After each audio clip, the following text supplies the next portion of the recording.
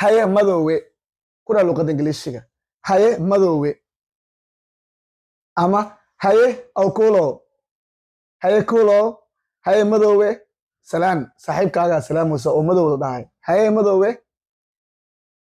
waxaa leedahay hi blacky haye madoowe hi blacky qofkii madow laa intaa ka salaama haye madoowe hi blacky haye awkulo hi blacky haye kulo hi blacky marka qofkii madow oo lagu magacaabayo madoowe marka la salaamayo luqadda ingiliishka waxaa lahaa hi blacky madoowe hi blacky madoowe haye madoowe waa hi blacky okay haye maraxow haye maraxow qofaa salaami rabtaa waxaa ku salaami rabtaa haye maraxow maxaa leedahay hey fool haye maraxow haye maraxow hey fool haye maraxow hey fool hey fool hey maraxow haye quruxay gabaraa ku salaami rabtaa haye quruxay maxaa leedahay haye quruxay waxaa leedahay hello beautiful haye quruxay ama hi beautiful haye quruxay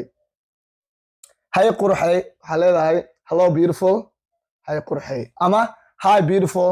haye quruxay okay haye macaan badan ama haye macaanay saaxiibadaada haye macaanay waa salaam rabtaa yaa haye macaanay waxaa leedahay hi sweetie haye macaan badan hi sweetie haye macaanay ama haye macaan badan markaa salaamaysid waxaa leedahay hi sweetie haye macaanay okay haye yariisay gabar yaraa salaami rabtaa adeeraa u tahay ama waa kaa yar tahay haye yariisay maxaa leedahay hi little girl haye yariisay hi little girl haye yariisay hi little girl haye yariisay gabdhaha yar waxaan leeyahay hi little girl okay tan adaa lagaa raba marka haye jeceelkayga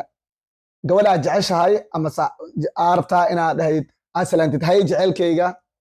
okay ama whatsappka wax ugu qortid haye jeceelkayga maxaa leedahay waxaana ka bilaabaysaa haye jeceelkayga comment ka soo qor